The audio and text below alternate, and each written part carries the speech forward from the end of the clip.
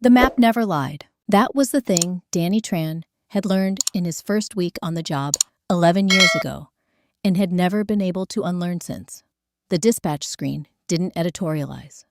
It didn't soften anything. It just showed you what was there, in the colors assigned to mean what they meant, and let you sit with that for as long as your shift required. Tonight, the map showed New Orleans the way it always did, after 10 p.m. The northern neighborhoods, Lakeview, Mid-City, the Garden District glowed steady green. Plenty of units. Response times averaging 9, maybe 11 minutes on a bad night. The kind of numbers that made quarterly reports look good. The southern end told a different story. Lower Ninth Ward, Treme, Gentilly. The pins down there blinked slow and amber, the color the system used when coverage was thin and getting thinner. On a normal night, average wait times in those neighborhoods ran close to 30 minutes. Tonight, with Hurricane Nicholas sitting offshore and every unit in the metro running double calls the number on Danny's screen said 43. He had looked at that number so many times, it had stopped feeling like a number. It felt like weather, like the way the city flooded when it rained too hard. Some things you learned were just the shape of the world you lived in. Danny was 38. He had been dispatching for Americare Medical Transport since 27, which meant he had spent more than a third of his life in this chair, in this room on the third floor of a mid-city building that smelled like old coffee and recycled air. He had his father's hands wide across the knuckles, careful with everything they touched, and a habit of going very still when something required his full attention. Right now, his full attention was on the screen. "You eating that?" The question came from Marcus Webb, Danny's partner on the overnight shift, a broad-shouldered man in his mid-40s who had been dispatching almost as long as Danny had. Marcus had grown up in the Ninth Ward. He had his own way of reading the amber pins on that map, a way that didn't require color coding or response time statistics. He asked practical questions when silence got too heavy. It was one of the things Danny appreciated about him. "Help yourself," Danny said, without looking away from the screen. Marcus pulled up a chair, took the sandwich, and looked at the map, a slight tightening around his eyes. A breath that came out slower than it went in. Neither of them said anything about what they were both seeing. They never did. That was the other thing Danny had learned. There was knowing something, and there was saying it out loud inside the building where the thing was happening. Those were two different acts with two different sets of consequences. He had chosen knowing for 11 years. His father, Min Tran, had brought him to New Orleans for the first time when Danny was 7. Min had taken an electrical job in Gentilly steady work, the kind of opportunity that didn't come twice for a man rebuilding from nothing. Danny still remembered his father pointing out the window on the drive into the city, saying something in Vietnamese that his mother later translated as, "This is a city that knows how to survive." Katrina came 12 years after that. His father had stayed to secure the job site. He was the kind of man who believed that if you left, you might not come back, and this city was worth coming back to. The unit dispatched to his address that night arrived 47 minutes after the call went in. It had been rerouted. The paperwork called it a priority reallocation to a neighborhood on the green part of the map. His father passed away at 12:10 in the morning. Danny had found the records at 22. 3 years of requests and phone calls, following paperwork, until it led him to a number that explained everything and changed nothing. 47 minutes. He had taken the dispatch job 4 years after that. He told himself it was because he understood the work. He had told himself a lot of things over the years. The wind pushed against the windows with enough force to make the building settle and creak. On the screen, the amber pins blinked, their patient, indifferent blink. "Nicholas is making landfall before midnight," Marcus said, eyes on the weather feed. "They moved it up." "I know. Gonna get bad." "I know." Marcus nodded, put on his headset, and went quiet. He was the kind of man who, when there was nothing useful left to say, stopped talking. Danny had always respected that. The room settled into the particular quiet of two people waiting for something they couldn't stop from coming. At 11:47, Danny's direct line rang. Not the main dispatch queue. His direct line, the number that wasn't listed anywhere, the one he'd given out maybe a dozen times in 11 years. mostly to clinic coordinators who needed a real person instead of an automated system. Unknown number. He picked up. The voice on the other end was a woman's. She was working hard to hold it together. He could hear the effort of it. The deliberate steadiness people used when they were frightened and didn't want to sound frightened, because sounding frightened meant admitting how bad things actually were. She said 3 words before the wind on her end swallowed everything else. "Please, we're trapped." The first thing he noticed was that she wasn't screaming. Most people, when they called in from somewhere they shouldn't be, during a storm like this screamed. Or they cried.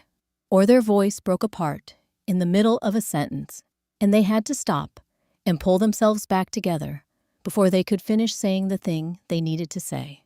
Danny had been on the other end of those calls for 11 years. He knew what fear sounded like when it had nowhere left to go. This woman sounded like someone who had decided somewhere in the last few minutes that fear was a luxury she couldn't afford right now. "I need an ambulance," she said. Steady, deliberate, the voice of someone who had been trained to stay calm in rooms where other people were falling apart. "I have a patient with me. Elderly. She's stable right now. But we need to move." Danny's fingers were already on the keyboard. "What's your location?" "Claiborne Avenue, near the intersection with Flood Street." A beat. "I know how that sounds." He almost said it's fine, but stopped himself, because it wasn't fine, and she probably knew that better than he did. Claiborne Avenue in the lower 9th Ward, with Nicholas pushing water in from the east, and the drainage system already working past its limits, that was not a good place to be in a vehicle that wasn't moving. "What's the situation with the vehicle?" "Engine died about 15 minutes ago. I think it's the electrical system. Water got in somewhere it shouldn't have." Another pause, shorter this time. "The water outside is rising. It's not in the car yet, but it's close." Danny pulled up the location on his screen and overlaid it with the storm surge projection the National Weather Service had pushed out 20 minutes ago. The numbers were not encouraging. He did not say this out loud. "Tell me about your patient," he said instead. The woman, she still hadn't given him her name, and he hadn't asked, because right now, names were secondary to information, took a short breath. "Her name is Eleanor Hayes, 81 years old. She has a cardiac history, controlled hypertension, and she's been under my care for the past 3 months. Tonight, I was driving her home from a follow-up appointment." Another pause. "She's alert. She's calm. She's calmer than I am." Through the phone faint, and behind the sound of rain hammering the roof of the car, Danny heard something that might have been a soft laugh from an older woman. Brief, dry, the kind of laugh that said, "I've been through worse," without saying anything at all. He typed Eleanor Hayes into the patient database and waited the 2 seconds it took the system to pull the record. The record came up. Standard information, first date of birth, insurance, primary physician. He scanned past it. Medical history, current medications, emergency contacts. He was about to move to the dispatch screen when a line near the bottom of the notes section caught his eye. He read it once, read it again. Patient, requested nurse. R. Castillo, specifically. Third request. He looked at that line for a moment longer than he needed to. 3 requests was not routine. 3 requests meant something, a specific kind of trust that didn't get built quickly or easily, or without reason. "Are you her regular nurse?" he asked. A short silence. "Yes, I work out of the community clinic on Desire Street. I've been her care coordinator since August." Another beat quieter. "She asked for me by name 3 times. "I see that," Danny said. He moved to the dispatch screen.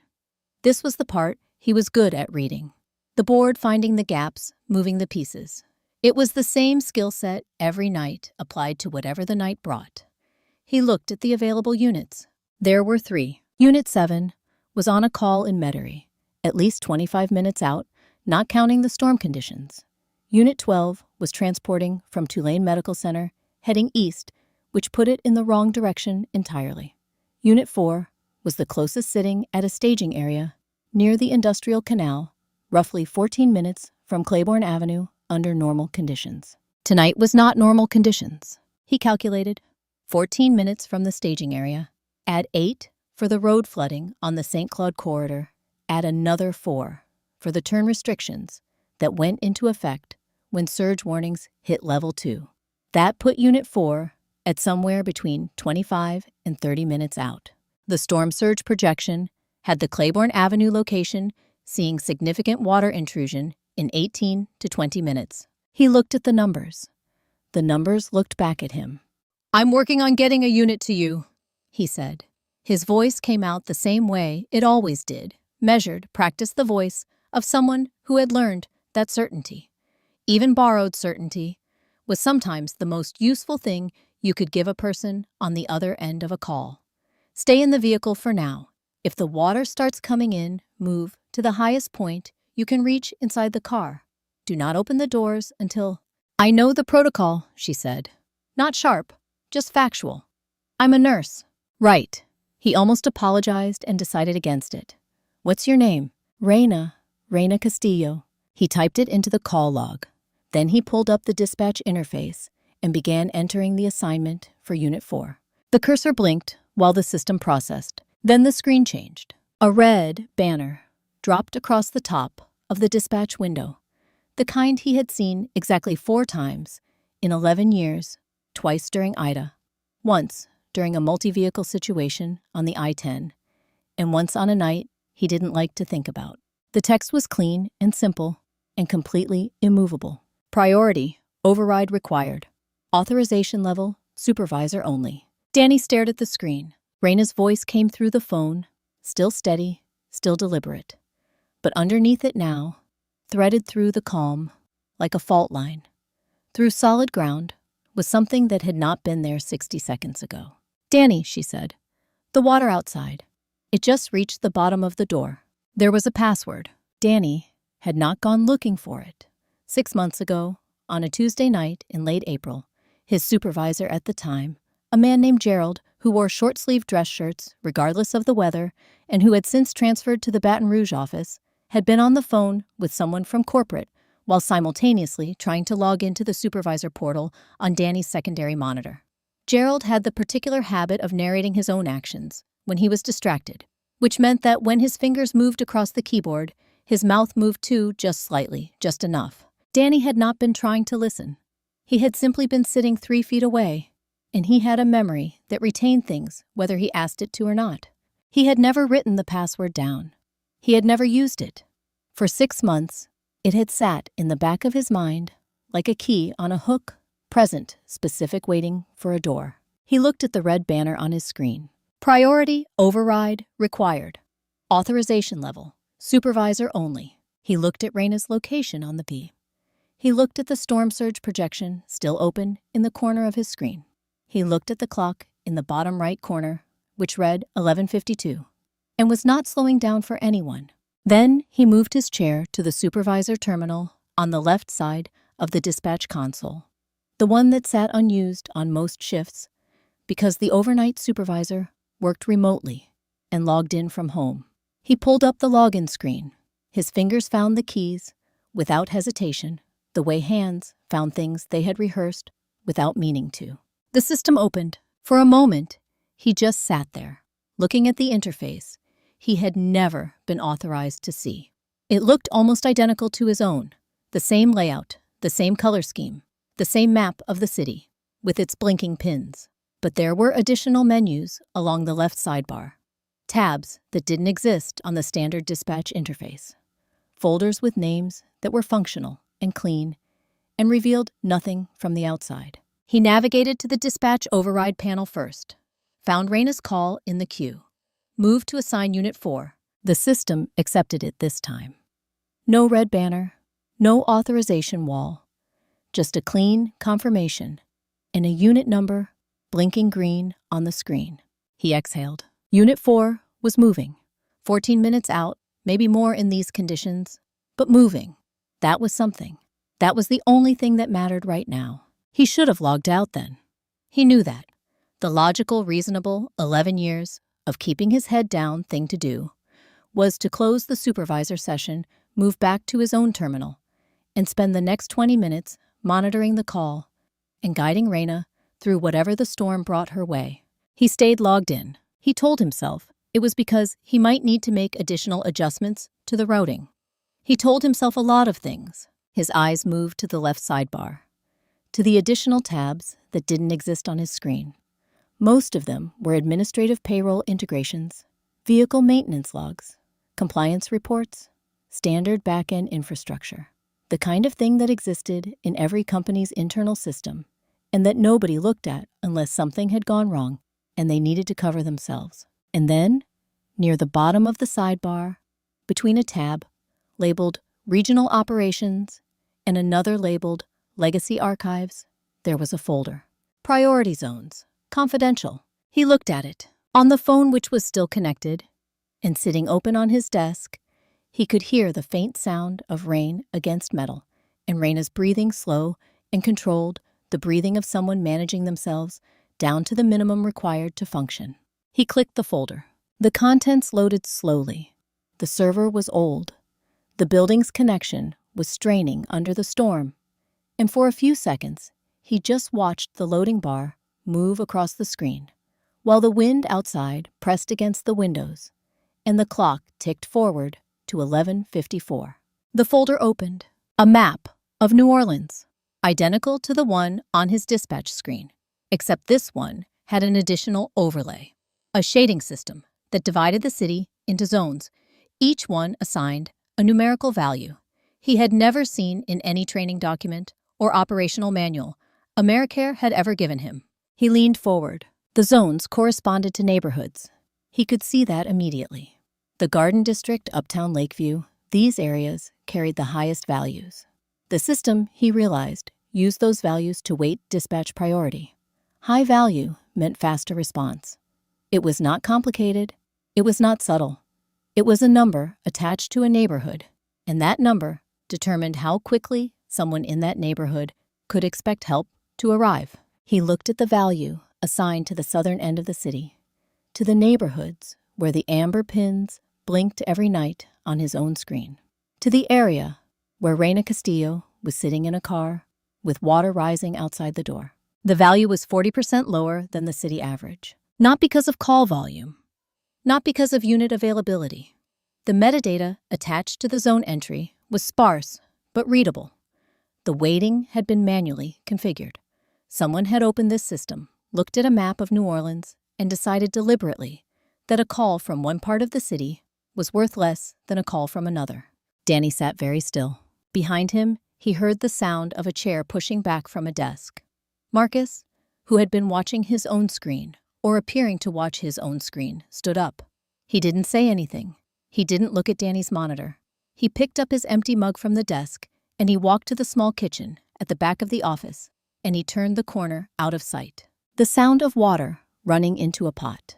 The specific quiet of a man who had decided, without any discussion, that he had not seen what he had just seen. Danny turned back to the screen. He scrolled down, past the zone entries, past the metadata, past the configuration history that showed a series of manual adjustments made over the span of several years, each one signed off by the same authorization code.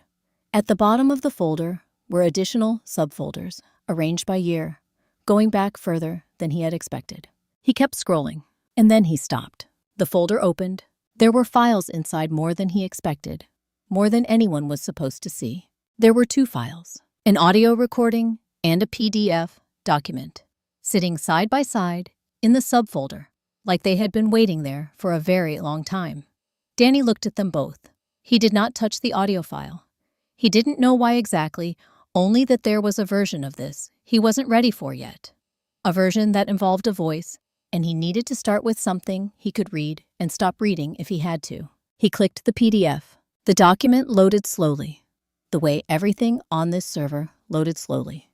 And for 3 seconds, he looked at a white screen with a spinning icon in the center. Then the text appeared. Incident report. AmeriCare Medical Transport. Date, August 29th, 2005. Filed by Dispatch Supervisor R. Hargrove. Danny read the date. He had known every version of that date for 19 years. He knew it the way you knew the address of the house you grew up in, the way you knew the sound of a specific door closing in a specific hallway, not because you had chosen to memorize it, but because it had been pressed into you at a moment when you were not yet old enough to resist the impression. August 29th, 2005. He had been 19 years old, working a summer job at a loading dock in Baton Rouge, when his phone rang. His mother's voice on the other end, very quiet, the way voices got when they had already spent themselves on the worst part and had nothing left but the facts. She had said his father's name. She had said the hospital. She had said, "You need to come." He had driven 4 hours through the wreckage of a city, coming apart at the seams. He had arrived at the hospital at 6 in the morning. His father had already been gone for nearly 6 hours by then. He kept reading.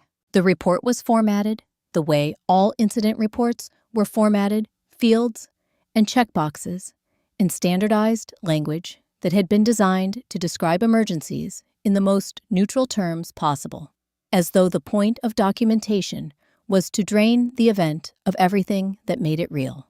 Caller location, nature of complaint, unit assigned, time of dispatch. Time of dispatch, 11:23 p.m. He knew that number too. He had found it years ago, buried in a records request that had taken 8 months to process. 11:23. His father had been alive at 11:23.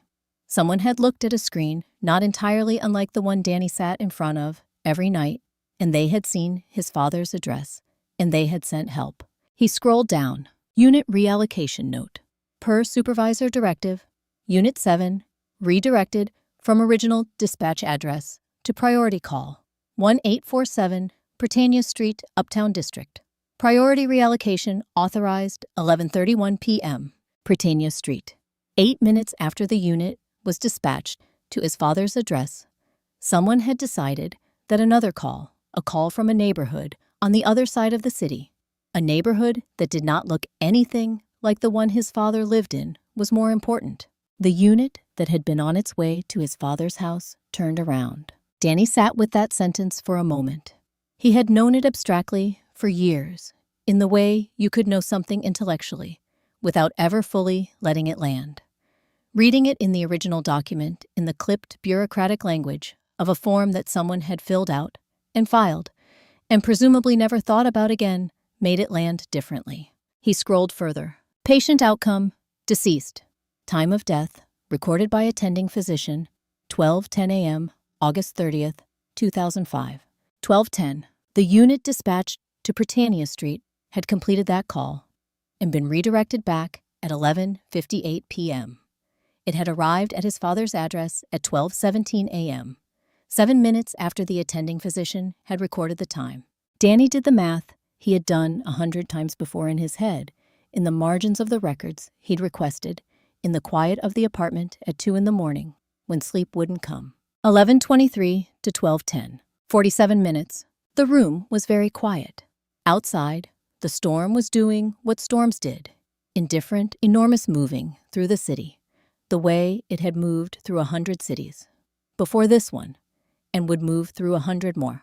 Inside, the only sound was the low hum of the server racks, and somewhere behind him, the faint sound of Marcus moving around the kitchen. Danny looked at the name at the top of the report. Filed by Dispatch Supervisor R. Hargrove. He looked at it for a long time.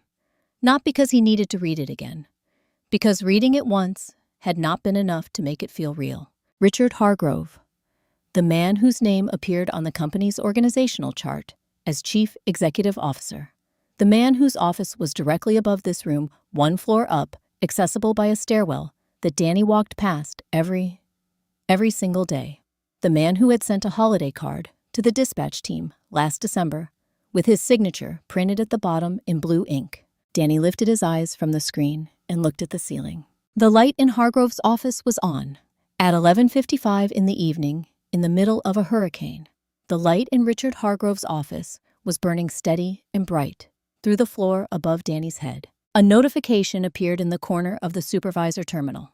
Small, easy to miss if you weren't paying attention. Danny was paying attention. Scheduled system, purge, in 3 minutes.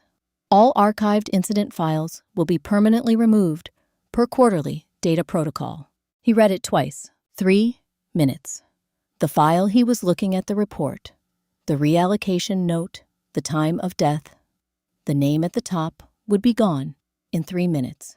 Removed cleanly and completely, the way things got removed when the people who removed them had enough authority that nobody asked questions about what had been there before. He could copy it. The supervisor terminal had external transfer permissions. It would take 2 minutes, maybe less, to move the file to a portable drive. He kept one in the inside pocket of his jacket, had kept one there for years, out of a habit he had never examined too closely. Or he could use the 2 minutes to find out whether Unit 4 was going to reach Reina Castillo in time. He could not do both. His hand was on them most. The cursor sat between 2 options, the file directory and the dispatch monitoring screen, and did not move. Then the phone on his desk, the one that had been open and silent for the past several minutes, came alive. Reina's voice. And for the first time since she had called, the steadiness was gone. Not completely, just enough to hear what was underneath it, the thing she had been holding back with both hands since the moment she dialed his number. "Danny, the water, it's coming into the car." The hand moves before the mind gives permission. That was the only way Danny could explain it afterward. Not that night, not in the weeks that followed, but later, when he had enough distance from it to look back and see the shape of what had happened.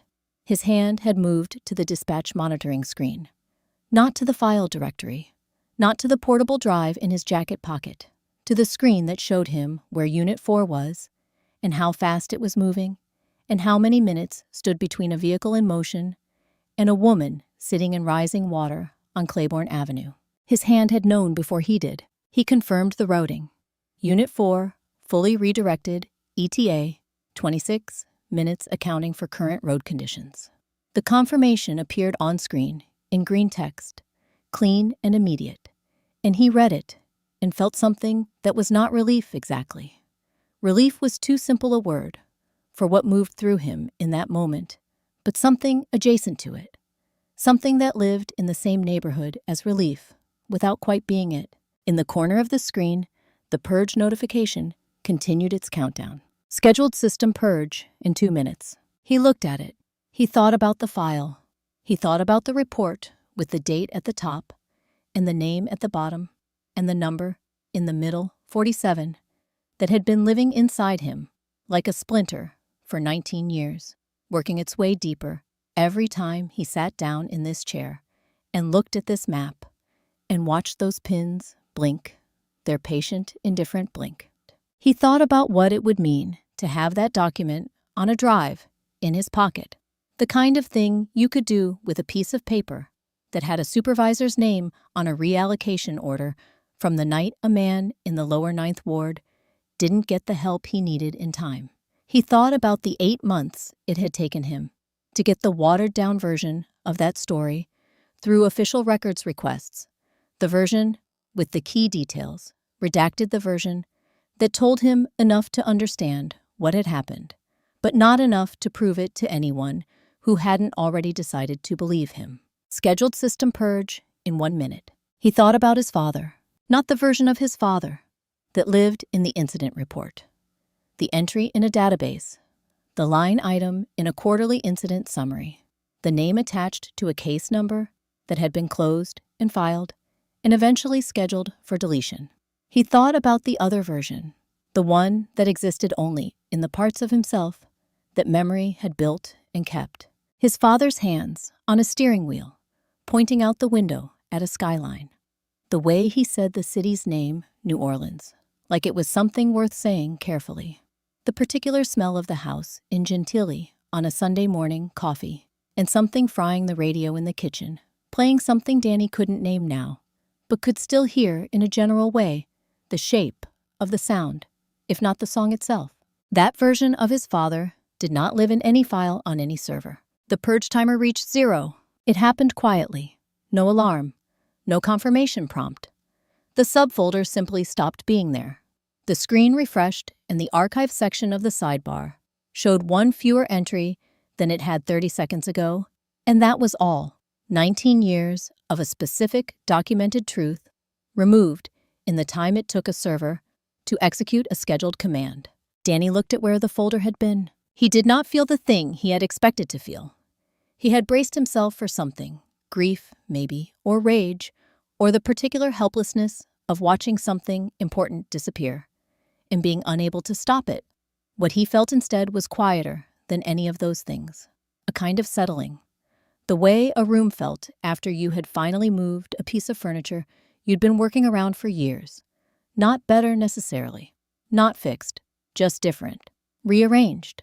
The space where the thing had been was still there. It just wasn't blocking anything anymore.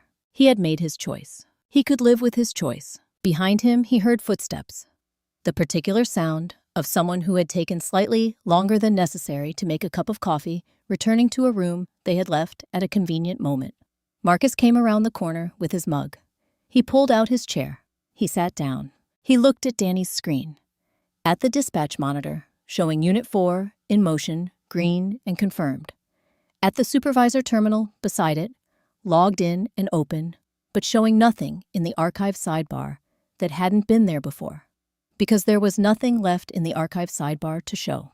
Marcus raised his mug, took a slow sip, set it down on the desk with the careful, deliberate movement of a man who was buying himself a few extra seconds before he had to decide what his face was going to do. Then he picked up his headset, put it on, turned back to his own screen. He did not ask a single question. He did not say a single word.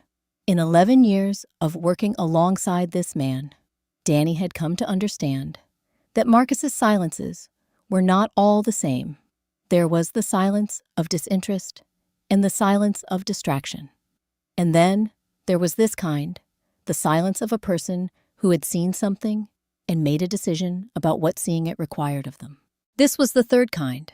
Danny turned back to his own monitor. On the dispatch screen, Unit 4 was moving south on St. Claude Avenue, making reasonable time given the conditions. On the open phone line, he could hear Raina breathing steadier. Now the earlier crack in her composure sealed back over the way a person sealed things when they had decided that falling apart was not currently an option. He was watching the unit's progress marker when the screen shifted. Not the dispatch screen. The supervisor terminal still open on his left. A new notification window had appeared in the upper right corner. Not the purge alert. Something different, something that came from a different part of the system than anything he had accessed tonight. He looked at it. The screen blinked once. Then it showed him something he had not expected. 2 red dots. That was what the alert had put on his map. 2 of them blinking at the same steady interval in 2 different parts of the city that had almost nothing in common with each other, except that right now, at 12:02 in the morning, each of them contained a person who needed help and could not get it on their own. The first dot sat on Claiborne Avenue. He knew that one. He had been managing that one for the past 15 minutes. Unit 4 still moving south on St. Claude ET, a holding at 23 minutes, Raina's open line, still breathing quietly on his desk. The second dot was new. It sat in the Garden District on a street called Coliseum, in a neighborhood where the houses had iron fences and the oak trees were older than most of the buildings Danny had ever lived in. The alert attached to it was brief and clinical, in the way that alerts were always brief and clinical, because the system had been designed to transmit information, not wait. Incoming call, queue overflow. Caller Broussard, Walter A., age 78, reported complaint, chest pain, left arm, discomfort, onset, approximately 8 minutes prior. Address 1214, Coliseum Street, Garden District. No units currently available for dispatch. Walter Broussard, 78 years old. A name Danny had never heard before 30 seconds ago, belonging to a man he had never spoken to, sitting alone somewhere in the Garden District with his hand pressed to his chest while the storm moved through the city outside his windows. No units currently available, because the only unit available, Unit 4, the one Danny had just confirmed and rerouted, was on its way to Claiborne Avenue. Danny looked at the 2 dots. He understood the geometry of this. Immediately, the way you understood things that were simple and terrible at the same time. There was one vehicle in the relevant portion of the city. There were 2 people who needed it. The vehicle could not be in 2 places. These were not complicated facts. They were just facts. and they sat on his screen, blinking red, and waiting for him to do something with them. Marcus. His voice came out level. He was grateful for that. Marcus looked up from his screen. He looked at Danny's monitor. He took in the 2 dots and the single unit marker and the math that existed between them without Danny having to explain any of it, because Marcus had been doing this job long enough to read a dispatch map the way other people read a clock instantly, without effort, and with a complete understanding of what the numbers meant. He was quiet for a moment. Then he said, "I can't make this call for you. Not, I don't know what to do. Not what are you going to do. Just a clean, careful acknowledgement that this particular decision had a specific owner, and that owner was not him." Danny had always appreciated Marcus's precision with language. He appreciated it, especially now. He looked at the clock in the corner of his screen. 12:02. He started calculating. Unit 4 was 23 minutes from Claiborne Avenue at its current pace. If he redirected it now, pulled it off the Claiborne route, and sent it to Coliseum Street instead, it could reach Walter Broussard in approximately 16 minutes. Chest pain, with left arm involvement, in a 78-year-old man, onset now approaching 10 minutes. 16 minutes was not ideal. It was workable, but Reina Castillo was sitting in a car with water coming through the door seams, and the storm surge projection for her location had the water rising at a rate that did not leave 23 minutes of margin.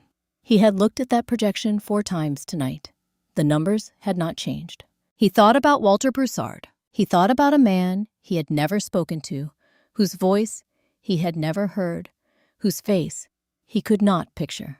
He thought about what it meant to reduce a person to a dot on a map, how easy it was, how necessary it was, and how profoundly wrong it was at the same time. Walter Broussard was not a dot. He was 78 years old, and he was alone, and something was happening in his chest that had started 8 minutes ago and was still happening. And he had picked up the phone and called for help, because that was what you did when you needed help. And you believed, on some fundamental level, that help was the kind of thing that came when you called for it.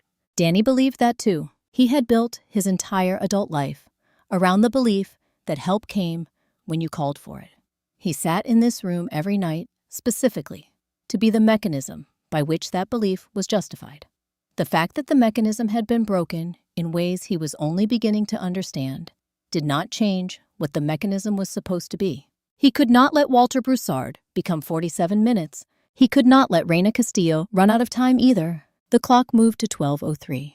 3 minutes left before the window on Walter Broussard's call closed, before the system flagged it as unresolvable and kicked it to a regional overflow center that would put it in a queue behind 17 other unresolvable calls and assign it a callback time that would be in every practical sense too late. Danny opened his personal cell phone. He scrolled to a number he had saved 2 years ago and used exactly once the direct line of a physician he had spoken to briefly at a community health meeting in the Treme, a doctor who worked overnight rotations at Tulane Medical Center, and who had handed him a card at the end of a conversation about transport gaps in the southern corridors, and said, with the particular exhausted sincerity of someone who had been having the same conversation for years without anyone doing anything about it, "Call me if you ever actually need something done."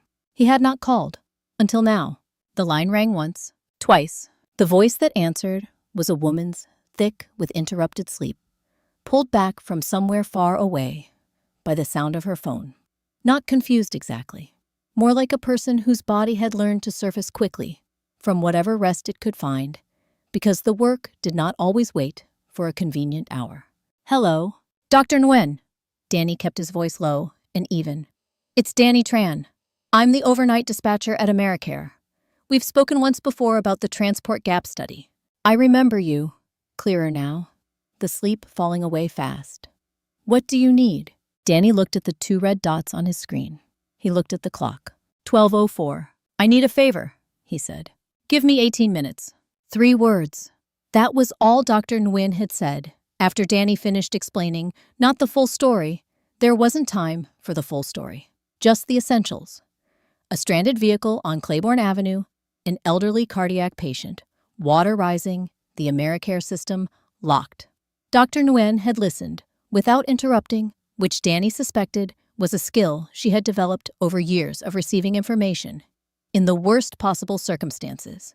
And then she had said those 3 words and ended the call. 18 minutes. Danny set his phone down. He became aware, in the way you became aware of things your body had been doing, without your permission, that he had been holding his breath for somewhere close to 20 minutes. He let it out slowly, through his nose, the way his mother had taught him when he was a kid. Breathe like you mean it. Daniel. And felt his shoulders drop about an inch from where they'd been sitting near his ears. He pulled up the routing display and split his monitor into 2 tracking windows. Left side Unit 4, moving south on St. Claude, now 19 minutes from Claiborne Avenue. Right side, the Tulane Medical Center vehicle Dr. Nguyen was dispatching, just pulling out of the hospital bay on Tulane Avenue, heading east. 2 vehicles, 2 destinations. The math, for the first time tonight, was not entirely against him. He picked up Raina's open line. "Still with me," he said. "Still here." Her voice was controlled. Deliberately so, the kind of control that took effort to maintain, and that you could hear the effort of if you were listening for it. "The water is at our ankles now. We've got our feet up on the seats." Danny noted the time, 12:06. "Nearest unit is 19 minutes out. A second vehicle is coming from a different direction, 18 minutes, maybe less. Keep the windows cracked at the top. Don't open the doors unless the water gets to chest level." "I know." A pause. "She's okay. She's remarkably okay." Inside the car, Eleanor Hayes was sitting with her feet tucked up on the passenger seat, her shoes placed neatly on the dashboard, where they would stay dry for a while longer. She was 81 years old. She had lived in New Orleans for 63 of those years. She had weathered Betsy and Camille and the long, complicated aftermath of Katrina, which had taken her house in Gentilly and given her in its place a smaller house in a different neighborhood and a more precise understanding of which things in this city could be counted on and which things required a different kind of accounting. She was not frightened. This was not bravado. She had examined the situation with the same methodical attention she applied to everything: the water level, the rate of rise, the structural integrity of the vehicle, the sound of the storm outside, versus the sound of it 20 minutes ago. She had concluded that the situation was serious, but not yet critical, that the young woman beside her was handling it with more competence than most people twice her age would have managed, and that panicking would accomplish nothing useful. So she was not panicking. She was, however, thinking. She watched Reina Castillo speak quietly into her phone, relaying information, receiving it, translating both into the calm that she projected outward, like a professional habit she could not turn off even now. Reina had been her care coordinator for 3 months. In that time, Eleanor had observed certain things about her: the way she drove to appointments in the lower 9th Ward on her days off, sometimes just to check on patients who had missed their follow-ups. The particular route she took to get here tonight, a longer route than necessary past the community clinic on Desire Street, past 2 of the other patients on her roster. Eleanor had not mentioned that she'd noticed. She was mentioning it now. "Reina," she said, when the younger woman lowered her phone. "Ma'am, you chose this neighborhood on purpose, didn't you?" It was not quite a question. Questions had an upward inflection. This came out level, the way statements came out, when the speaker already knew the answer and was simply offering the other person a chance to confirm it. Reina was quiet for a moment. Then she looked at the water moving slowly across the floor of the car and did not say anything at all. On the dispatch screen, the 2 vehicle markers moved through the city like points on a graph, approaching their intersections. Danny watched them with the focused, narrow attention of a man who had reduced the entire world to 2 blinking icons and the numbers beside them. 17 minutes, 16. Marcus had not spoken since his single sentence 20 minutes ago. He was at his station headset on managing the rest of the overnight queue. The calls that were not Claiborne Avenue. The calls that were not Walter Broussard on Coliseum Street.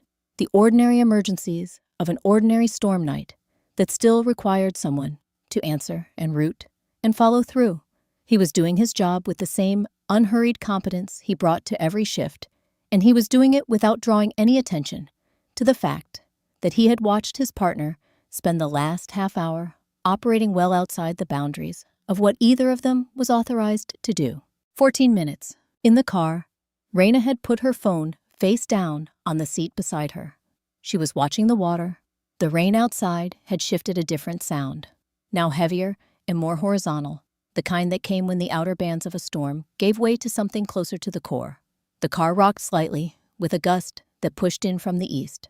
But Eleanor reached across and placed her hand over Raina's. She didn't say anything. She just left it there steady, unhurried, the hand of a woman who had learned that sometimes the most useful thing you could offer another person was simply the fact of your presence. 12 minutes, 11. Danny was leaning forward in his chair now, both forearms on the desk, eyes moving between the two vehicle markers with a rhythm that had become almost involuntary. Come on! The word formed in his head and stayed there, cycling the way words did when there was nothing else to do with them. Come on! Come on! 10 minutes. Then, from the hallway outside the dispatch room, from somewhere just beyond the closed door that led to the building's interior stairwell, came a sound. 3 knocks. Hard. Deliberate. The kind of knock that did not suggest a question. The kind that already knew it was coming in. Danny's eyes moved from the screen. Across the room, Marcus had gone very still. They looked at each other. Neither of them moved. 8 seconds. Danny counted them, without meaning to, one, for each knock that had already landed, and then 5 more of pure suspended silence, while the door stayed closed and the building held its breath, and the storm outside continued doing what it had been doing all night, which was everything it wanted. Then, Eleanor Hayes's voice came through the open phone line, and it cut through the silence, the way the woman herself moved through most situations, directly without apology, with the particular authority of someone who had decided long ago that indirectness was a luxury she couldn't afford. Raina, the bag. Don't let them take the bag. Inside the car, Raina had one hand braced against the dashboard and one eye on the water, which had risen another inch in the past 4 minutes and was now pressing cold and insistent against the backs of her calves. She turned to look at Eleanor. The older woman was sitting upright, both hands in her lap, her brown leather bag held against her chest with the careful deliberateness of someone who had made a decision about that bag and intended to see it through. Miss Eleanor? 3 years, Eleanor said. Her voice had the quality of someone who had been waiting to say something and had finally arrived at the moment when saying it was no longer optional. I have spent 3 years collecting what is in this bag. Documents, internal communications, dispatch logs going back 8 years. Enough to show clearly, specifically, and without any reasonable alternative interpretation, that the decisions being made inside that company about who gets help and how fast are not accidents. They are policy. Raina was very still. Tonight, Eleanor continued, I was on my way to meet someone, a journalist. She covers health policy for a national publication, and she has been waiting 6 months for what is in this bag. A pause. The meeting was at her hotel, 12:30 a.m. She leaves for Washington in the morning. The rain hammered the roof of the car.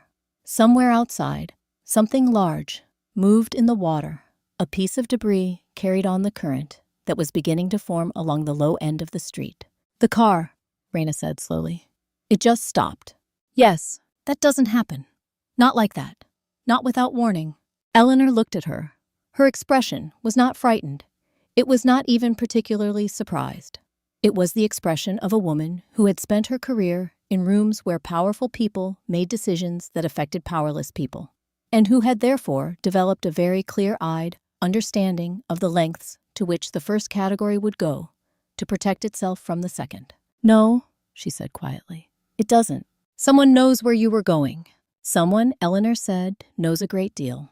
In the dispatch room, Danny had heard every word. The phone on his desk was still open, still connected the volume low enough that Marcus couldn't hear it from across the room, but high enough that Danny had caught the entire exchange, The 3 years, the documents, the journalist, the car that had stopped without warning on a night, when stopping without warning was a very specific kind of problem to have. He did not look up from his screen. He reached into the inside pocket of his jacket, the same jacket he wore every shift, the same pocket where he had kept a portable drive for years out of a habit he had never examined too closely until tonight, when the habit had suddenly revealed its purpose. His fingers found the drive. He pulled it out. He plugged it into the USB port on the supervisor terminal, the one that still had the session open, the one that still had access to the parts of the system that his own terminal had never been authorized to touch. There were files here that were not in the quarterly archive, files that had not been included in the scheduled purge, current documents, active records, recent communications, the kind of operational data that existed in the live system rather than the historical folders. He began selecting, carefully, quickly. On the screen, a progress bar appeared, copying 23%. The knocking at the door came again, 4 this time, and harder, the kind of knock that had stopped asking and started telling. Marcus stood up from his chair. He did not move toward the door. He moved to the window, the one that looked out over the parking lot, 3 floors below, and he looked down at the cars there. He stayed at the window for a moment. Then he came back to his desk and sat down and picked up his coffee mug and found it empty and set it back down without drinking from it. He did not say anything. 38%. Raina. Danny kept his voice level, barely above a conversation. The unit from Tulane is 11 minutes out. The AmeriCare unit is 14. You're going to be okay. Keep the bag with Miss Eleanor. On the other end of the line, he heard Raina breathe. Then, copy that. Eleanor Hayes, for her part, had not loosened her grip on the bag by a single degree. She was watching the water. She was watching Raina. She was, Danny suspected, watching everything at once, the way people watch things when they understood that watching was the most useful thing currently available to them. 51%. The knocking stopped. The silence that followed was a different quality of silence than the one before. Not suspended, not waiting, resolved. The silence of something that had made up its mind. Danny heard it. Marcus heard it too, because he set down his mug for the second time and turned to look at the door with the expression of a man who had just recalculated something. 67%. The handle turned. The door opened. The first thing Danny noticed was the shoes. Italian leather, the kind that cost more than a month of his salary, designed for boardrooms and dinner tables, not for walking through a flooded parking lot in the middle of a hurricane. The left one had pale mud along the heel. The right had water darkening the leather from the sole up the way expensive things darkened when they met conditions they hadn't been built for. Richard Hargrove had walked down one flight of stairs and through whatever the parking lot looked like right now to get to this room. Danny let that register before he looked at the rest of the man. Hargrove was mid-60s, silver-haired shoulders, back the particular posture of someone who had spent decades in rooms where his presence shifted the temperature. His suit jacket was wet across the shoulders. His tie was still knotted. He had not loosened it. He stepped in and closed the door. He looked at Danny. He looked at the supervisor terminal, still open on the left side of the console. He looked at the dispatch monitor, 2 vehicle markers, both moving, both green. His eyes moved across it the way a person moved across information they already knew was there. Then he looked back at Danny. Mr. Tran. His voice was room temperature neutral, controlled, carrying no more warmth than the situation required. You accessed the supervisor system at 11:52 using credentials not assigned to you. That constitutes a breach of your employment contract section 14 paragraph 3. I'll need you to log out of the terminal and surrender any external storage devices used during the session. Marcus had not moved from his desk. Headset, on eyes on his own screen. Present enough to be accounted for, uninvolved enough to be overlooked. Danny looked at Hargrove. He thought about the name at the top of the incident report. He had been thinking about it in one form or another for 19 years, a shape in the room he'd never been able to name, a gap he'd built everything else around without being able to say out loud who had put it there. He was looking at who had put it there, I rerouted a unit, Danny said. His voice came out even. To a stranded vehicle on Claiborne Avenue. Elderly patient, rising water. Your system wouldn't authorize it without a supervisor override. There are protocols. The protocols would have taken 11 minutes. Just a number, just a fact. She didn't have 11 minutes. That's not the issue I'm here to address. No, Danny said. I know it isn't. Something moved across Hargrove's face. Brief, controlled gone. Before it arrived. He knew what Danny meant. Danny knew that he knew. The knowledge sat between them, like a third person neither of them had introduced. Neither of them introduced it. The drive? Hargrove said. Mr. Tran, Danny looked at him. He had one question. He had been carrying it for 19 years in various forms, and it had never had a person to land on before tonight. How long? Danny said, Did you know my father's name before you signed that order? The room went quiet. Outside, the storm moved through the city without hesitation, without apology, indifferent to everything beneath it. Inside, Hargrove stood, with his wet shoes and his knotted tie, and his answer, and he kept it. He did not speak. He did not look away either. Danny gave him that whatever the man was, he did not look away. From the open phone line on Danny's desk, a voice broke the silence. Male professional, carrying the particular relief of someone glad to deliver good news. Dispatch, this is Unit 4. Patient and nurse are secured, both stable. Transporting now. A beat.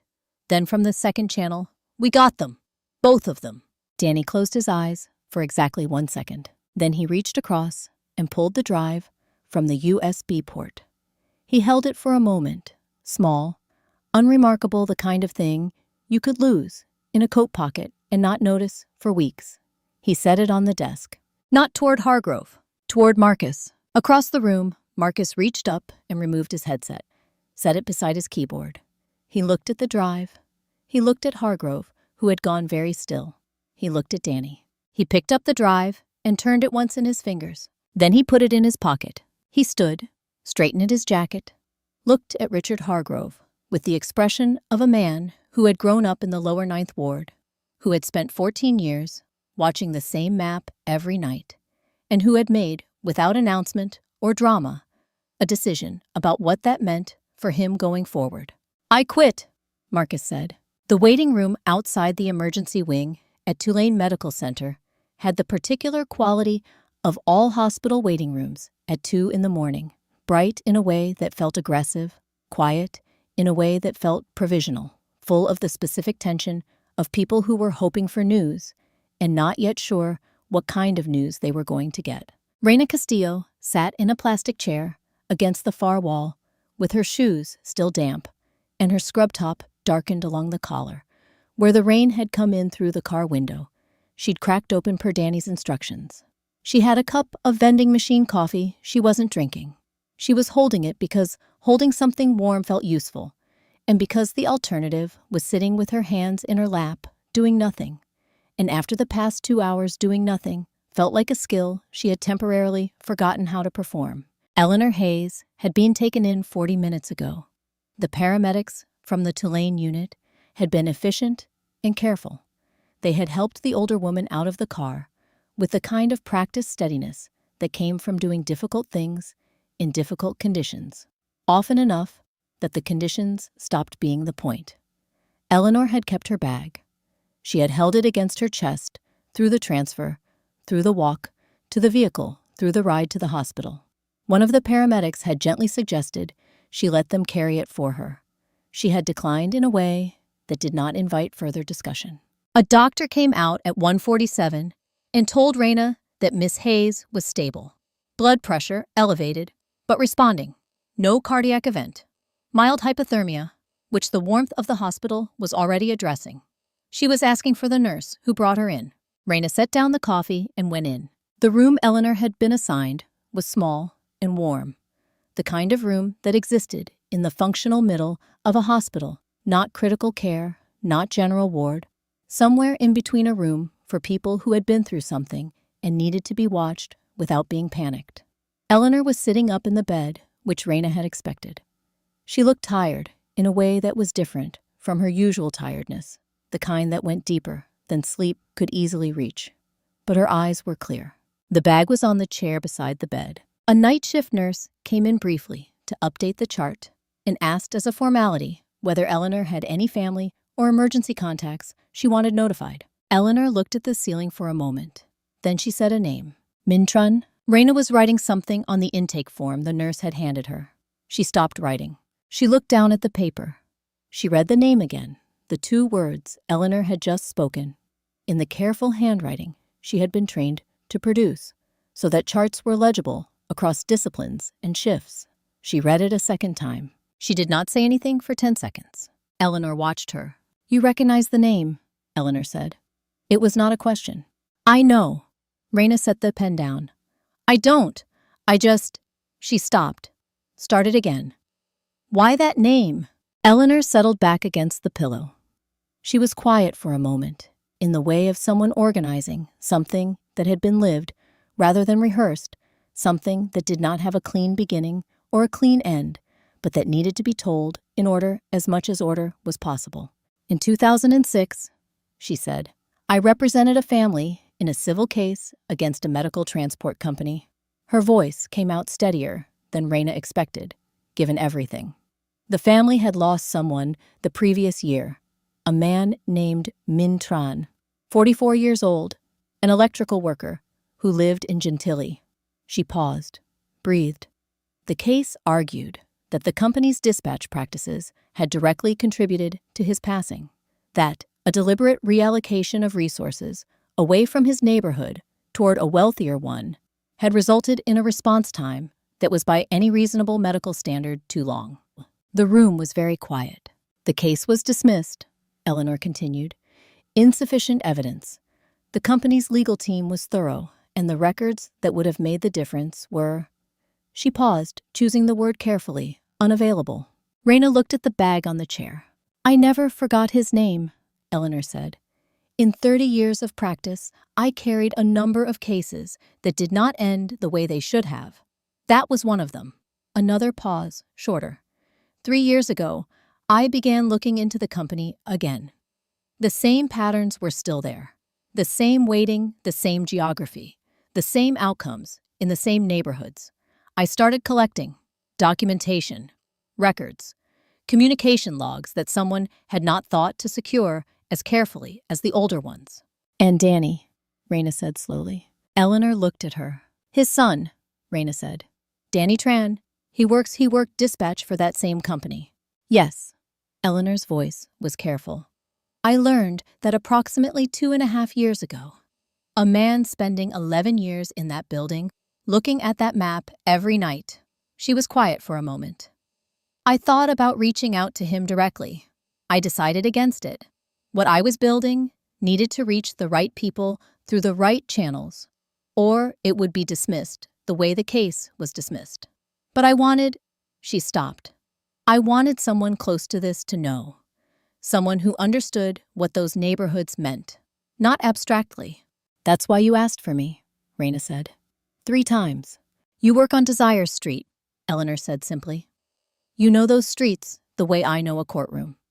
I needed someone who understood both sides of what was in that bag." The room held the quiet for a while. Then Raina picked up her phone. She found the number, the dispatch line she had called 4 hours ago from a car filling with water, the number of a man she had never met before tonight, and whose voice she now knew better than some people she had worked alongside for years.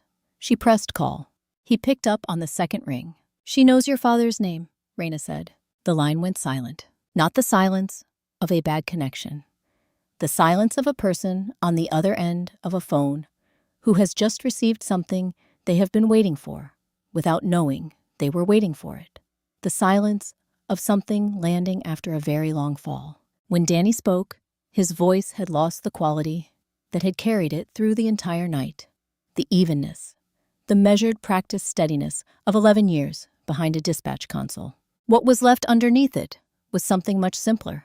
How the sky over New Orleans after a storm had a quality that the sky over other cities did not. Danny had noticed this the first time, as a child, the morning after a bad one had moved through the particular shade of blue that appeared when the clouds finally cleared.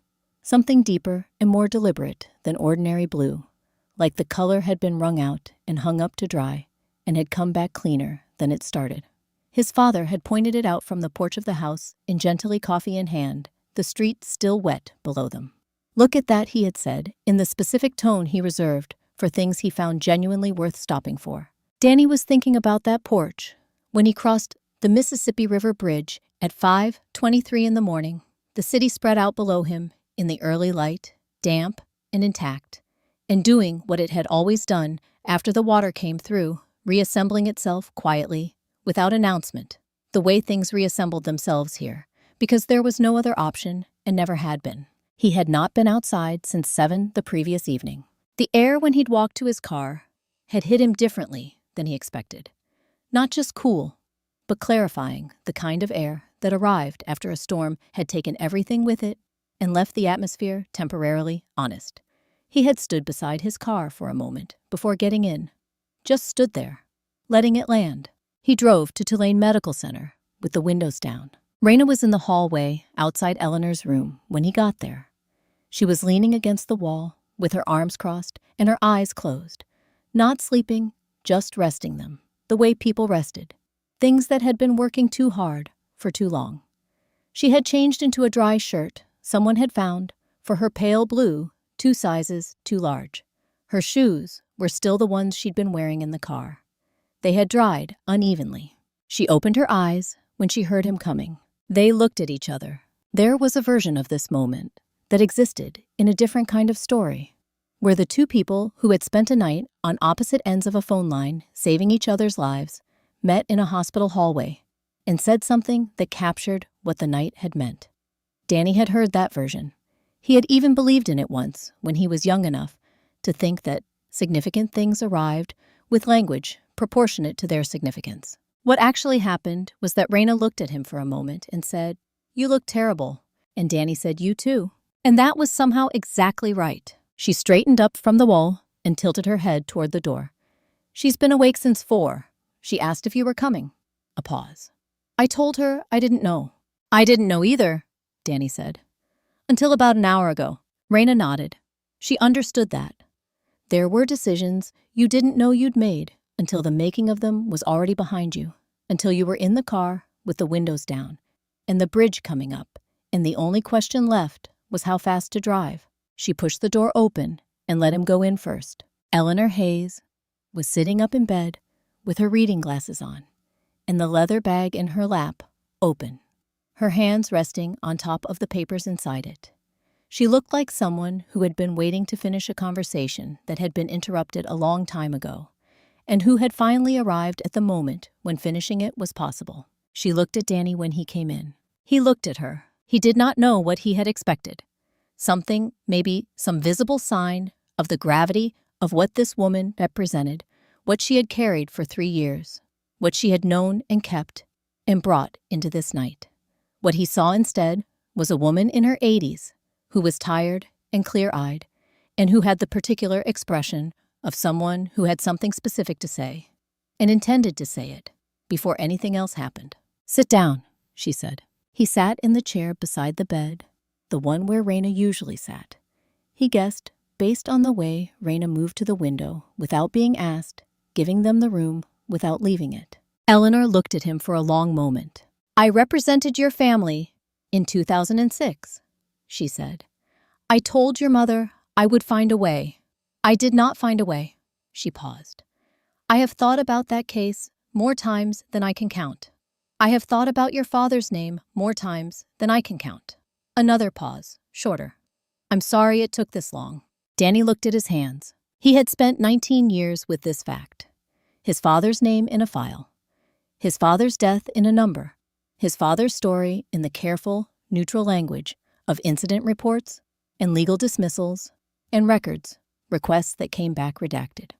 He had spent 11 years sitting in a building owned by the people responsible for it, looking at a map that showed him the same decision being made every night, and he had known and not known and known again in the cycling way of things you carried without being able to set down.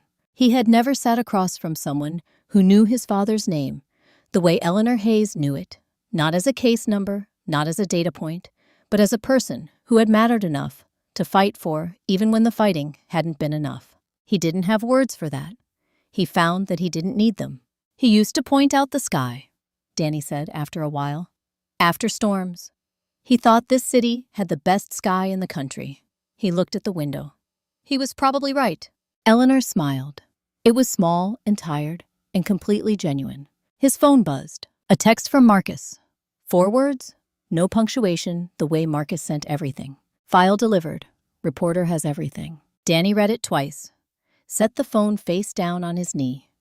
Looked at the window where the early morning light was coming in at the low angle it came in at this time of year, finding the edges of things and making them briefly precise. He thought about the 11 years. He thought about the map. He thought about the things he had known and the things he had done with the knowing, and the one night when the knowing had finally become something he could act on at a cost he had accepted before he fully understood what it was. He was not afraid of what came next. That was new. That was, in its quiet way, everything. The pen made less noise than he expected. That was the thing about it. Danny had imagined, in the way you imagine things before they happened, and found afterward that the imagining was almost always wrong, that signing a termination agreement would feel like something, that there would be a weight to the act, proportionate to what it ended. 11 years, a pension he had been 3 years away from vesting, benefits that had included the kind of dental coverage that people who had grown up without dental coverage did not take lightly. The pen moved across the paper. It made a small, dry sound in the small, dry office of a man named Patterson Americare's regional HR director, who had the expression of someone performing an unpleasant task he had been told to perform, and who had been careful, Danny noticed, not to make eye contact since Danny sat down. Danny signed where the tabs indicated. Patterson took the paper, said something about COBRA and final paychecks, and the company's right to pursue further action pending review, which was language Danny recognized as language designed to sound more serious than it was a kind of bureaucratic throat clearing that meant nothing in particular. He nodded in the right places. He handed back the pen. He was done. They gave him a box for his things, which was either a courtesy or a formality, and probably both. He carried it to the dispatch room, empty now. The overnight shift, long gone. The day shift, not yet, in the room existing in the particular vacancy of spaces between uses. The monitors were on running the day queue, on automated routing, the map cycling through its updates in the unhurried rhythm of a system that did not require a human being to keep functioning. He stood in front of his workstation. 11 years, it turned out, did not accumulate into very much. A coffee mug with a chip on the handle that he had never gotten around to replacing. A small framed photograph of his mother, taken at a family gathering in Baton Rouge, maybe 7 years ago, her laughing at something off camera that Danny could no longer remember. A spare phone charger. A notepad with 2 pages of handwriting on it, routing notes from a call 6 months ago that he had written down for reasons he could no longer reconstruct. A pair of headphones he had bought the first year and had used exactly twice. He put them in the box. He looked at the map, the same map he had looked at every night for 11 years. The same color gradients, the same zone weightings, the same slow blink of the pins in the southern corridors. He looked at it the way you looked at something, when you knew you were looking at it for the last time, not searching for anything, not processing anything, just letting it be what it was in the specific light of the specific morning, so that if you needed to remember it later, you could. He remembered it. He picked up the box and walked out. In the parking lot, he sat in his car, with the box on the passenger seat and his phone in his hand and the engine off. The morning had warmed considerably since he had driven to the hospital in the dark. It was the kind of spring weather New Orleans occasionally produced after a storm, when the humidity dropped and the light came in at an angle that made the city look like a place someone had taken care with. It did not look like the kind of morning you lost your job on. Most mornings did not look like what they were. He opened the New Orleans Advocate app on his phone. The story was the lead. He had known it would be from the moment Marcus's text came through at the hospital. He had just not been ready to read it until now. The headline was straightforward. He had expected something more, some rhetorical escalation, some editorial weight added to the language. What the reporter had written instead was plain and specific, which was, he understood after a moment, exactly right. Plain and specific was harder to dismiss than dramatic. Plain and specific was the language of things that had actually happened. He scrolled to the second paragraph. His father's name was there. Among the cases documented in the materials obtained by this publication is the death of Minh Tran, 44, an electrical worker and resident of Gentilly, who passed away in the early hours of August 30th, 2005, following a delayed emergency response.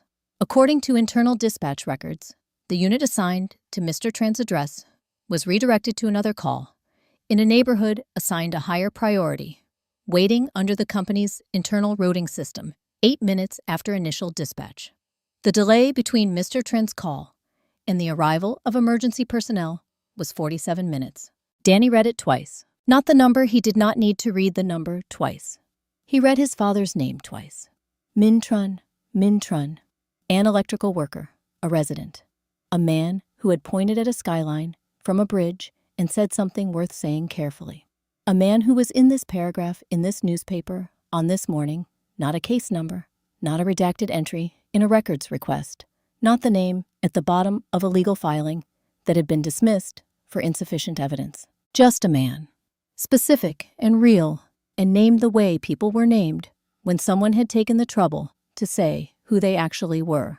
He scrolled further. Richard Hargrove, the article noted, had declined to comment. The Louisiana Department of Health and Hospitals had issued a statement confirming that a formal investigation into Americare Medical Transport's dispatch practices had been opened effective that morning. Danny set the phone down on the center console. He looked through the windshield at the parking lot, at the building he had just walked out of for the last time, at the third-floor windows, behind which a room full of monitors was running its routes and cycling its maps, and doing the work it had always done with or without him. He sat there for a while. Then he picked up his phone again. He found the contact and looked at it for a moment. Mom. The name he'd had stored under that word for so long that seeing it sometimes surprised him. The reminder that the word had a specific person attached to it. A person he had not called in 3 months because there had been nothing to say that he could figure out how to start. He knew how to start now. He pressed call. The coffee maker broke sometime in October. Danny noticed it on a Tuesday. The machine had been making a grinding sound for about a week, and then one morning, it simply stopped producing anything and sat on the counter looking exactly like a coffee maker that worked, except that it didn't. He thought about driving to the hardware store on Magazine Street. He did not go. He started buying coffee from the gas station, on the corner instead. Hot, available, requiring no decisions beyond the size. He had been making a lot of choices that fell into that category lately. 3 months out of a job had a texture he hadn't anticipated. Not the financial difficulty, he had expected that. It was the quiet. The way a city sounded different after a major road closed, the same sounds, redistributed, arriving from angles you weren't used to. He had not applied for another dispatch position. He had looked at listings twice, closed the browser both times without filling out a single field. Sitting behind another system, learning another map, another color-coded version of the same decisions. His body was not currently able to do that. So he didn't. Americare was still under investigation. In the second month, Richard Hargrove stepped down as CEO, citing personal reasons, the phrase people used when the real reasons were too complicated to state plainly. An interim director was named. The process continued slowly, with a great deal of language that meant less than it sounded like. Danny read the updates when they appeared. He found them accurate. That was different from satisfying, but it was something. Raina came on a Saturday in late October. She had texted that morning to ask if she could stop by, the kind of courtesy that told you something about a person. He said yes. He cleaned the apartment for the first time in several weeks. She brought a folder, thick, held together with a rubber band, the kind that accumulated when someone had been doing serious work. She set it on the kitchen table, a small table currently occupied by unopened mail, and a library book he'd renewed twice without reading, cleared a space, and put it down. "I want to show you something," she said. "You don't have to do anything with it." He made gas station coffee. She said it was fine. They sat. The folder held research, articles on community health transportation programs in other cities. Detroit, Memphis, rural North Carolina, where a similar model had cut missed medical appointments by 38% in its first year. Demographic maps, notes in Raina's handwriting, tight and precise. At the back, a single page with 2 words underlined at the top. Community signal. Below it, a rough outline. Volunteer drivers, a dispatch system. Partnership with the clinic on Desire Street. Coverage for the neighborhoods where the gaps were largest, the ones Danny had been watching on a different map from a different chair for 11 years. He read it slowly. When he finished, he looked up.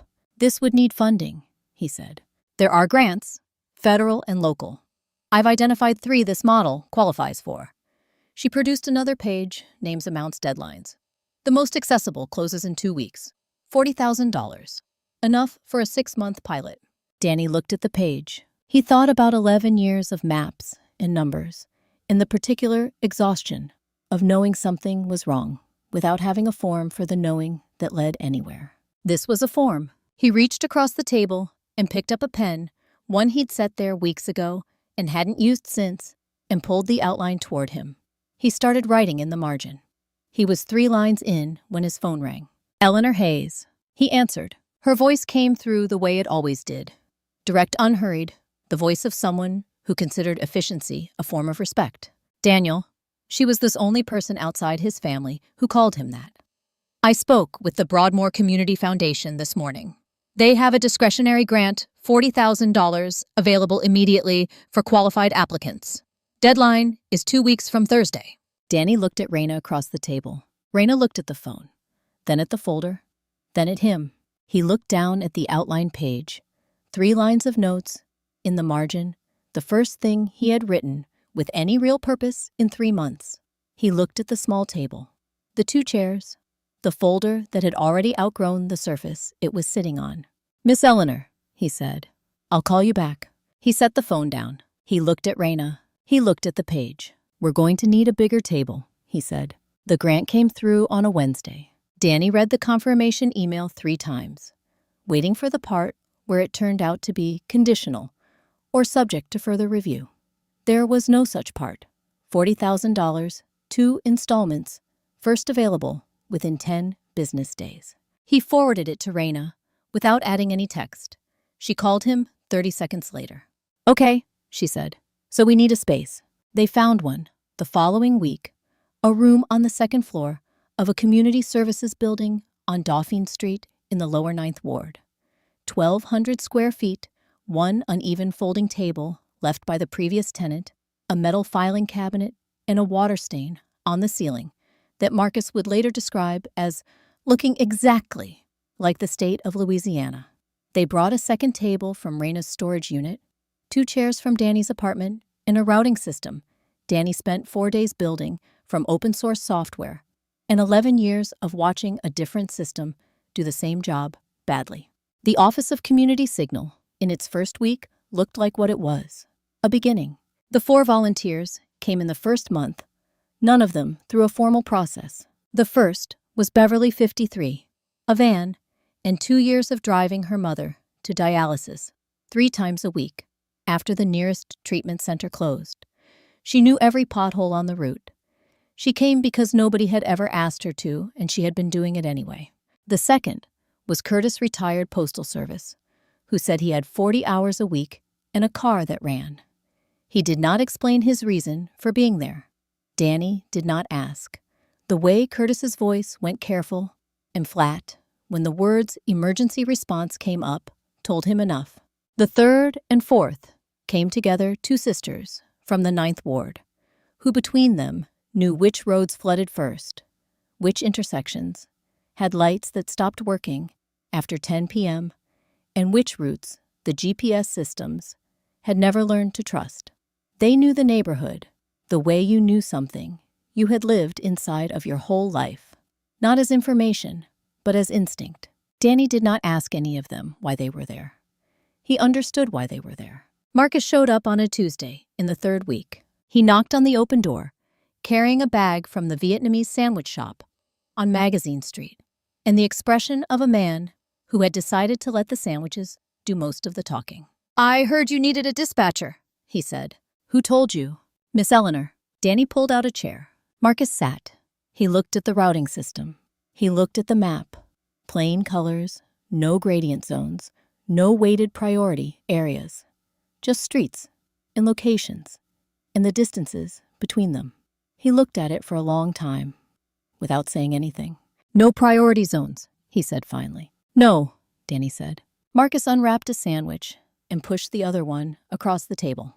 That was without further discussion how he became Community Signal's first dispatcher.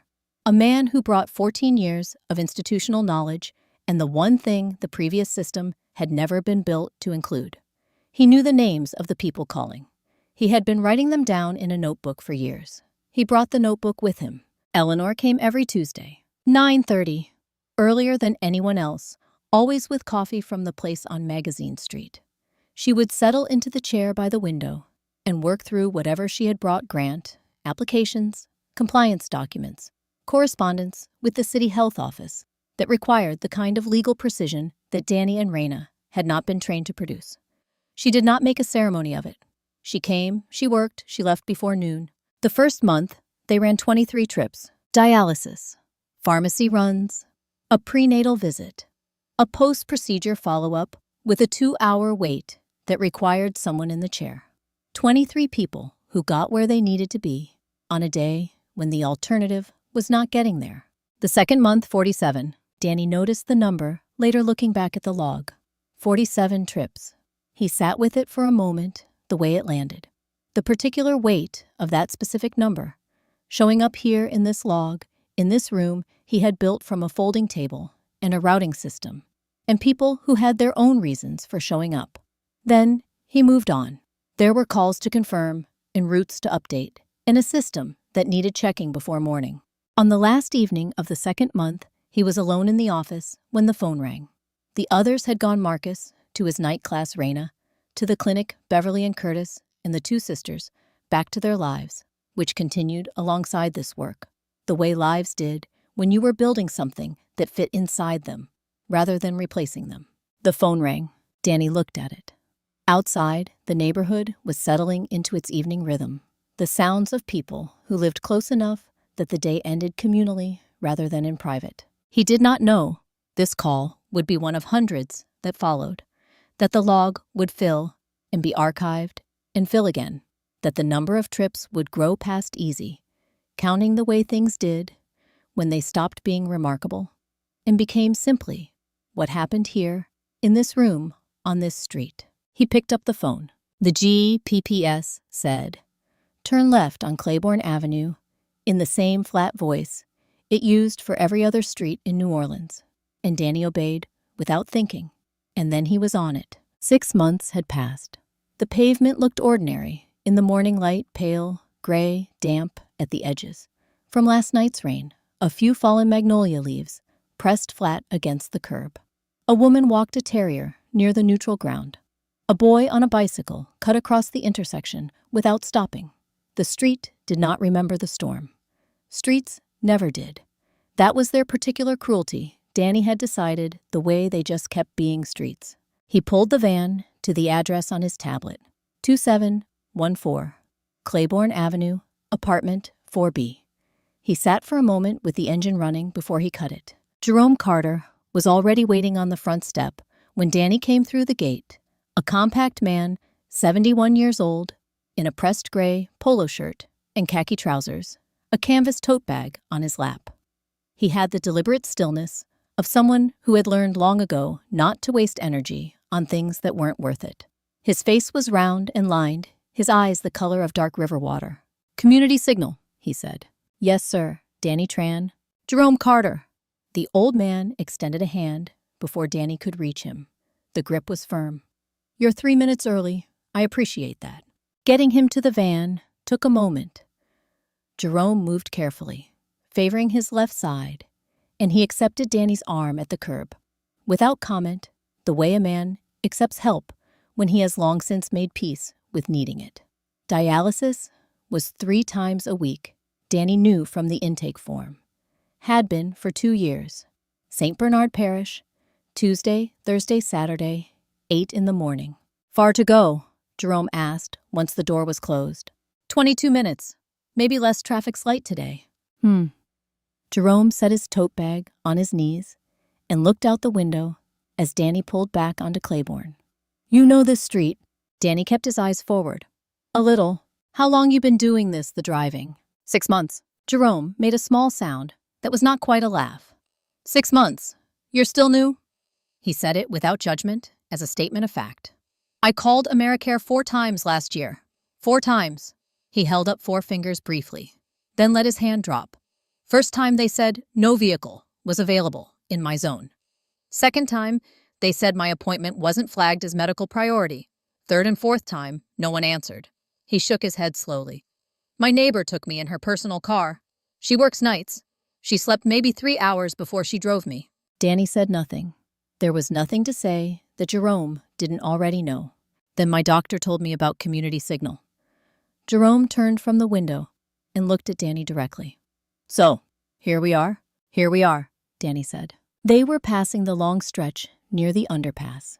When it happened, not a vision, nothing so dramatic. Just a quality of light through the windshield. The way the shadows fell, at a particular angle beneath the overpass. And Danny was back in the dispatch center for 3 seconds, no more. 2 red dots on a map, the GPS line that kept recalculating. Reina's voice. This is Reina Castillo. I'm a nurse. I have a patient coming through static, like something transmitted from a great distance, across not just miles, but years. He came back to the present. Jerome was still looking out the window. The terrier-walking woman had disappeared. The boy on the bicycle was long gone. Danny had thought about that night, often in the 6 months, since more often than he would have admitted to Marcus, or to Eleanor, or to anyone who'd asked how he was doing. He'd turned it over the way you turn something small and heavy in your hands, trying to understand its weight.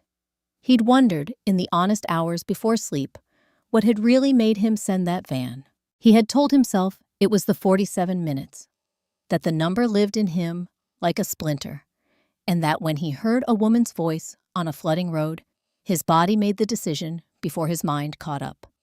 That it was about Min, that it was always about Min. But sitting on Claiborne Avenue, in the morning light, with Jerome Carter, quiet, in the seat beside him, Danny understood something he hadn't been able to see before, or hadn't been ready to. He hadn't sent the van because he knew how the story would end.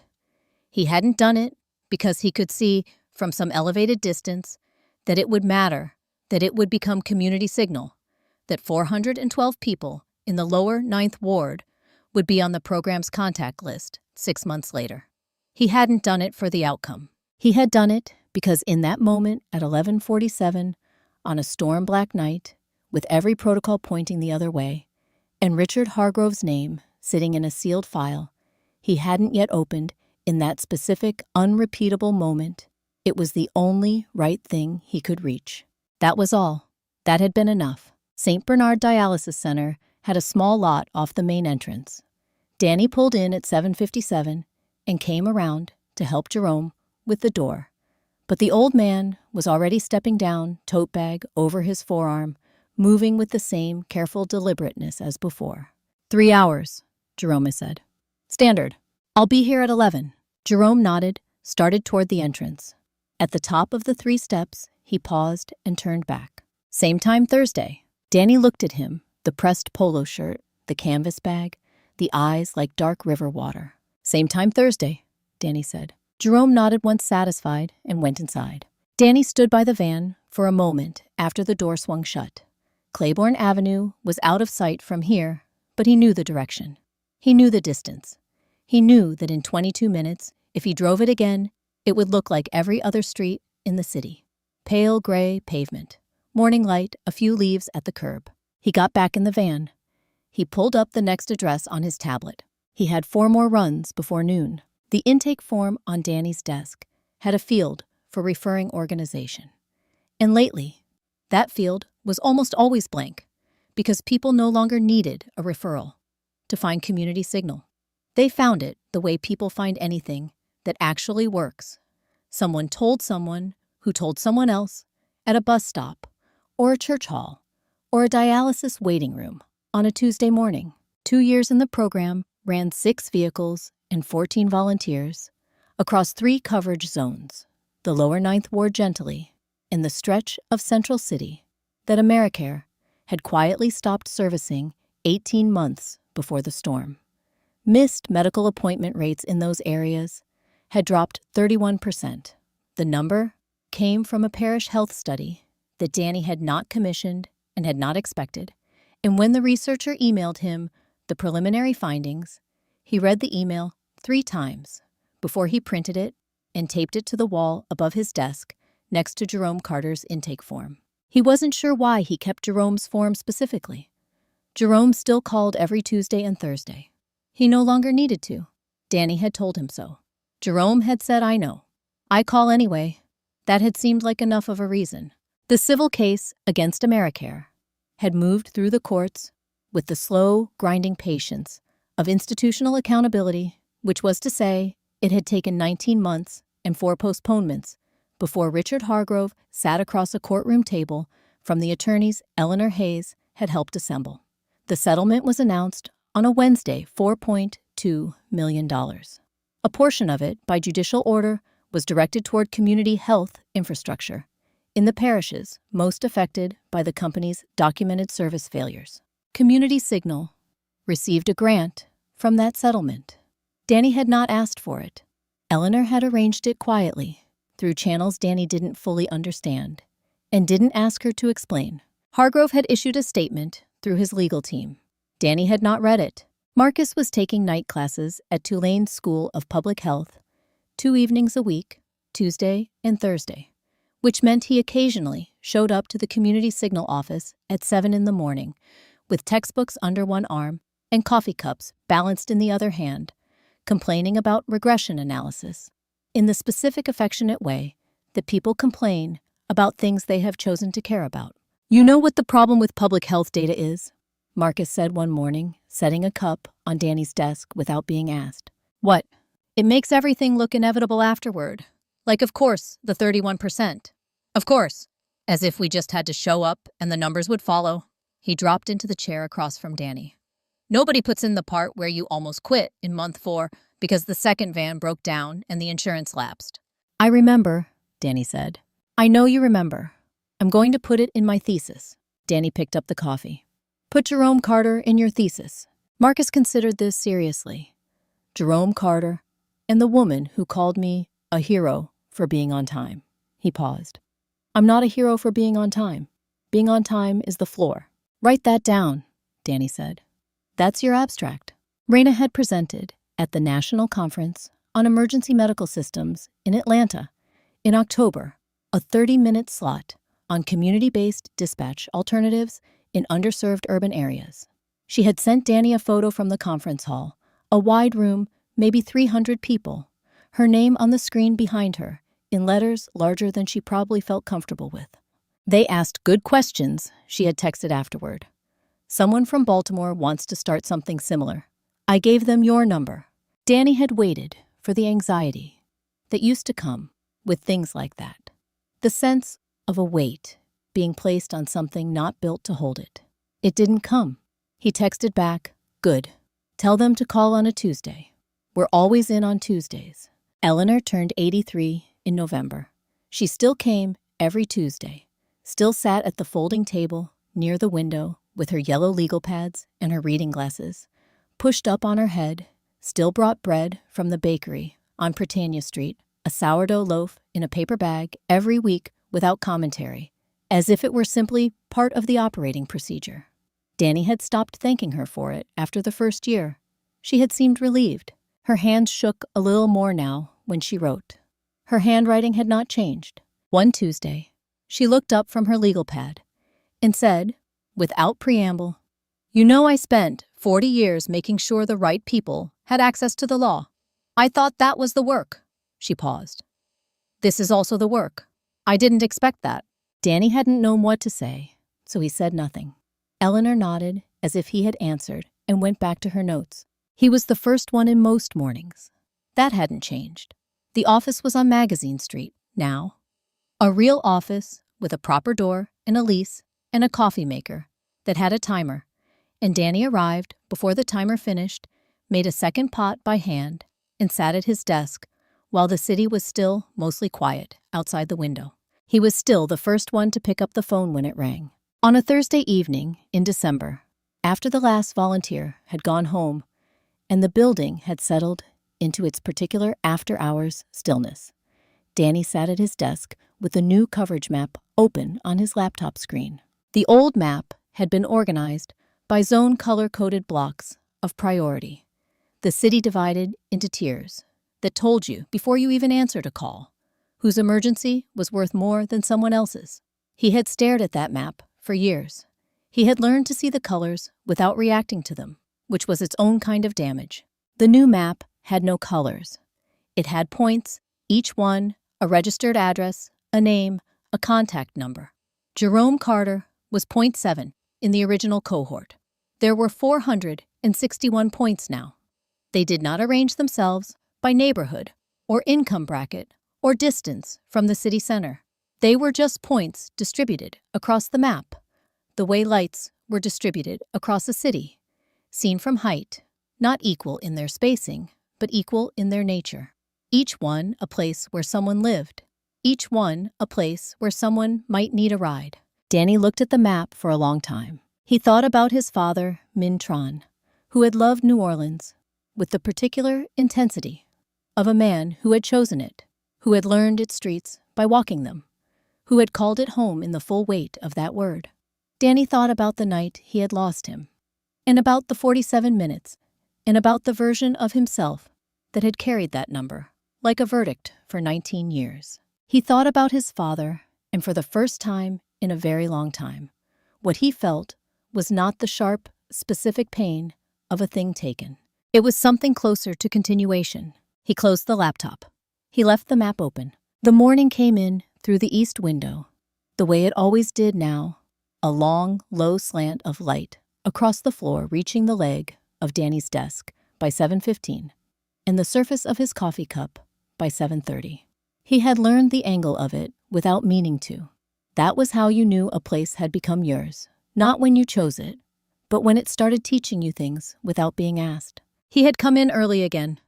He always came in early. The office on Magazine Street held a particular quality of stillness. Before the phone started, not silence. Exactly, more like the city gathering itself, drawing one slow breath before the day began. Danny had come to need that interval, the way some people needed a run or a prayer.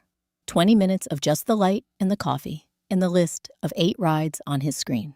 8 rides today. Jerome Carter Tuesday. 8 o'clock was not on the list. Jerome was a Thursday, but there was a Mrs. Turode, 74 dialysis, St. Bernard, a Mr. Fontenot, 61 oncology, follow-up, Tulane Medical. 6 others, each one a name, an address, a time. Each one a person who had called because they believed someone would answer.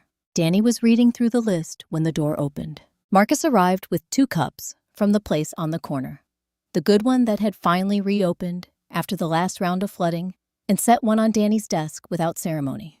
He was carrying his Tulane textbook under his other arm, Epidemiology and Community Health Systems, the spine already cracked and annotated in 3 colors of ink. "You read Eleanor's email?" Marcus asked, dropping into the chair. "Just about to. Read it, then tell me what your face does." Danny opened his email.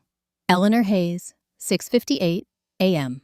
Subject line, FW, Expansion Inquiry, Baton Rouge, Metro Area.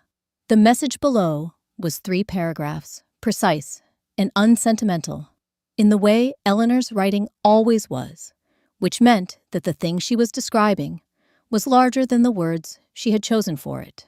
A foundation out of Houston, interested in replicating the community signal model in 2 additional parishes. Funding already allocated. Timeline 18 months. Danny read it twice.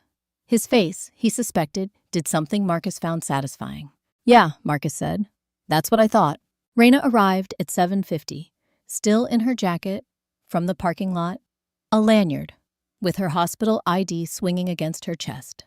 She had a conference call at 9, something about the Baltimore program, which had launched in the spring and was already running 4 vehicles, and she stopped at Danny's desk just long enough to see the email still open on his screen. "She emailed me too," Raina said. "At 7:02. I think she doesn't sleep." "She sleeps," Danny said. "She just does it efficiently." Raina almost smiled. "Baton Rouge. Baton Rouge." She looked at the screen for a moment, then at Danny. "You okay with that?"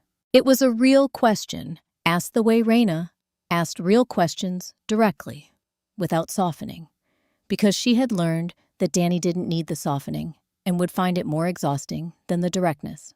He thought about it honestly before he answered. "Yeah," he said.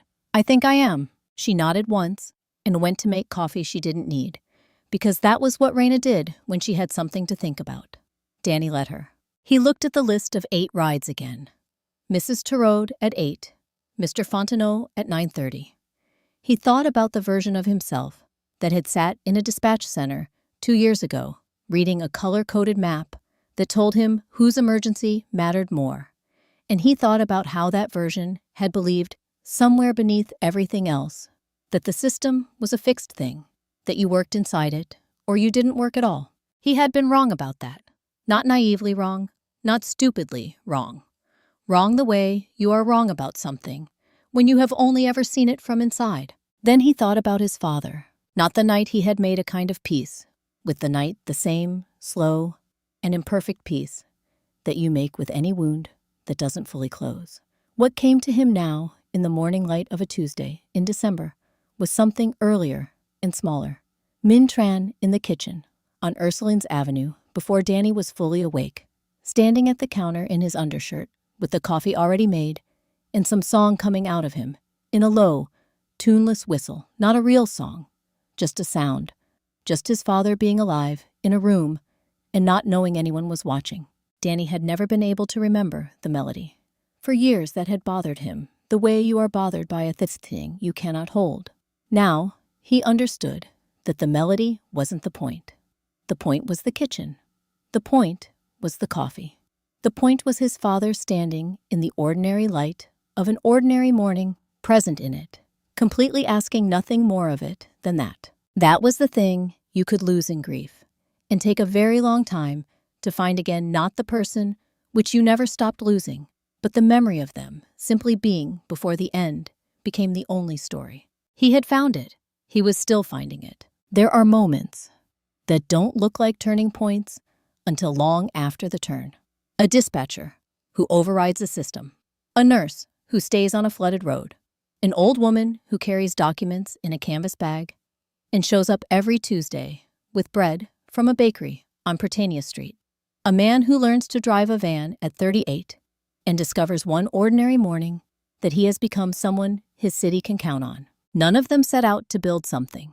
They set out to do the next right thing and then the next, and somewhere in the accumulation of those small and unremarkable decisions, a thing got built. You don't have to hold the whole map. You only have to answer when your part of it calls. The phone rang at 8:02. Danny knew before he looked that it would be Mrs. Turode she always called to confirm, even though the confirmation was automatic, because she had spent too many years being told the car was coming and watching it not come. He understood that. He picked up on the second ring. "Community signal, this is Danny." "Yes." "Hello. This is Ida Turode. I have a ride scheduled.